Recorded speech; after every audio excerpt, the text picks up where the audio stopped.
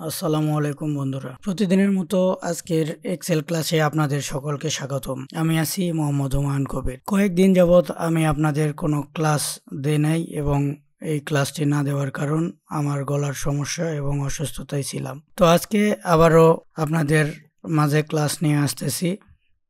তো আজকের ক্লাসটির টপিক হলো ফিল্টার। আমরা মাইক্রোসফট এক্সেলে আমরা কিভাবে একটি ফিল্টার তৈরি করতে পারি সেটি আমরা এখানে দেখব। এখানে আমার ফিল্টারটি চালু করা আছে, আমি এখানে ফিল্টারটি বন্ধ করে দেই কিবোর্ড শর্টকাট ইউজ করে। এখানে আমরা সম্পূর্ণটি আপনাদের দেখাবো কিভাবে শর্টকাট এবং কিভাবে আপনারা ম্যানুয়ালি ভিতর থেকে এই ফিল্টারটি ব্যবহার করতে পারবেন।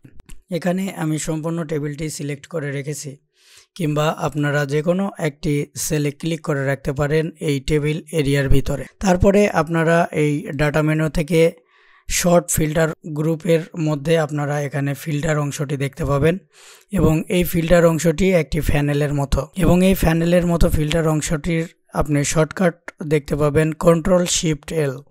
এটি আপনি যদি প্রেস করেন তাহলে এইটি ফিল্টারের মধ্যে চলে আসবে এবং ফিল্টারটি চালু হয়ে যাবে। আমরা এখানে ক্লিক করেই ফিল্টারটি নিয়ে আসলাম। আমাদের প্রত্যেকটি কলামের পাশে একটি আমরা ড্রপ ডাউন অ্যারো দেখতে পাচ্ছি।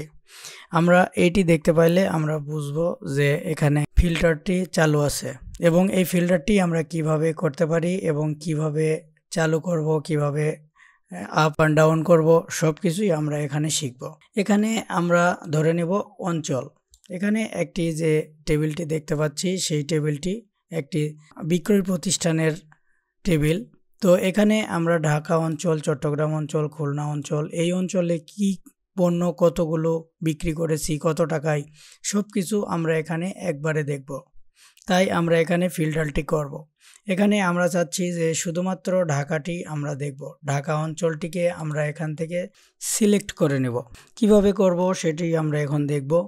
এখানে আমাদের সম্পূর্ণ সিলেকশনটি করা আছে, প্রত্যেকটিতে টিকমার্ক চিহ্ন দেওয়ার কারণে আমাদের প্রত্যেকটি সিলেক্ট হয়ে আছে, বিধায় আমরা সম্পূর্ণ টেবিলটি দেখতে পাচ্ছি। এখন আমরা শুধুমাত্র ঢাকা সিলেক্ট করব।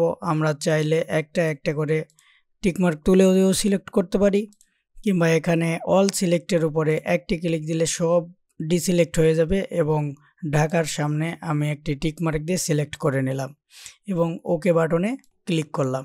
তারপরে আমরা দেখতে পারলাম যে এখানে ঢাকাটি সম্পূর্ণ আছে এবং বাকিগুলো হাইড হয়ে গেছে সাময়িকভাবে।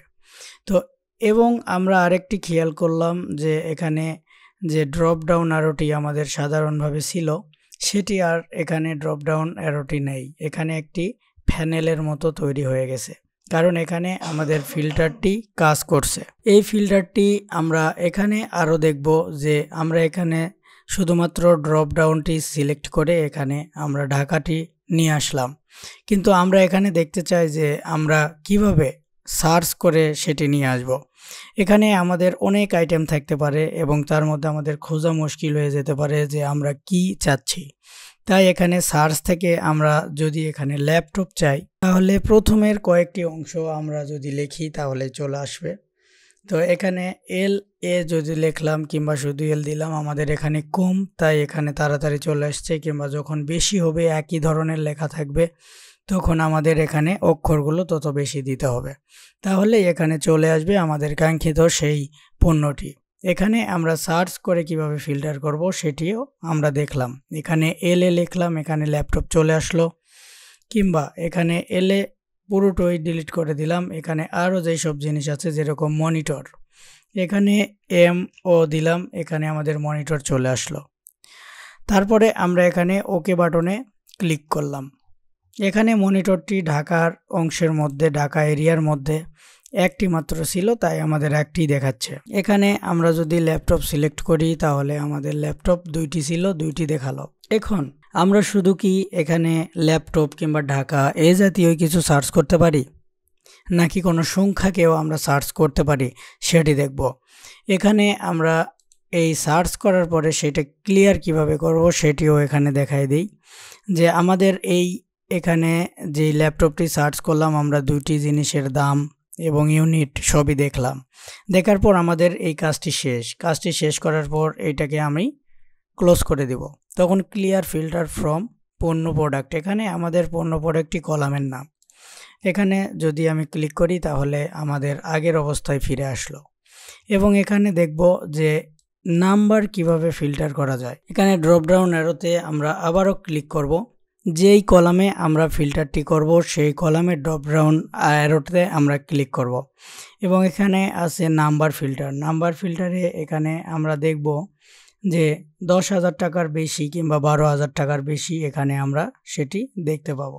এখানে আমরা গ্রেটার দেন সিলেক্ট করলাম। গ্রেটার দেন সিলেক্ট করার পরে এখানে আমরা অ্যারোতে ক্লিক করব। অ্যারোতে ক্লিক করলে এখানে আমাদের কোন পণ্যটি আমরা নিব, কত দামের নিচে কিংবা উপরে, আমরা এখানে সিলেক্ট করলাম গ্রেটার দেন, মানে আমরা যেটি এখানে সিলেক্ট করব তার উপরের অংশগুলো দেখাবে। আমরা এখানে দেখব যে 45,000-এর বেশি কোন পণ্যগুলো আছে। এখানে 45,000 সিলেক্ট করে এখানে আমি ওকে বাটনে ক্লিক করলাম। এখানে 45,000-এর উপরে শুধুমাত্র একটাই ছিল, সেটি হলো 60,000।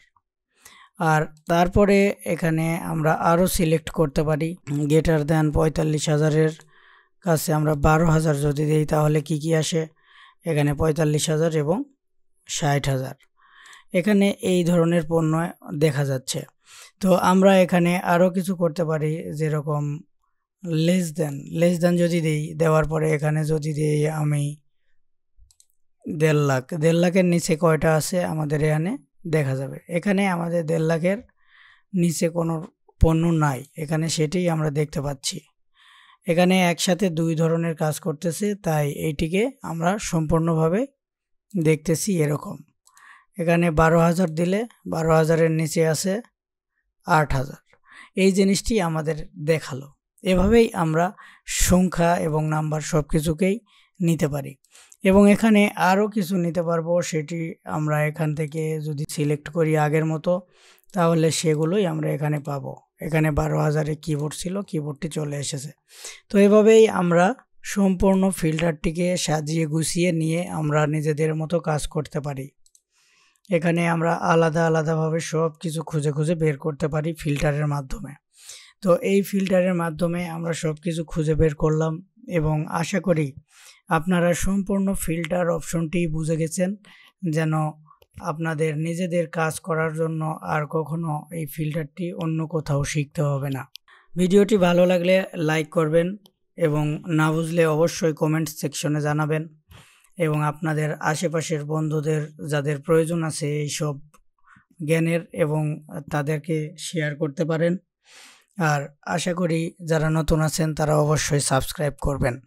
দেখা হচ্ছে পরবর্তী কোনো ভিডিওতে। এখানেই শেষ করছি। আল্লাহ হাফেজ।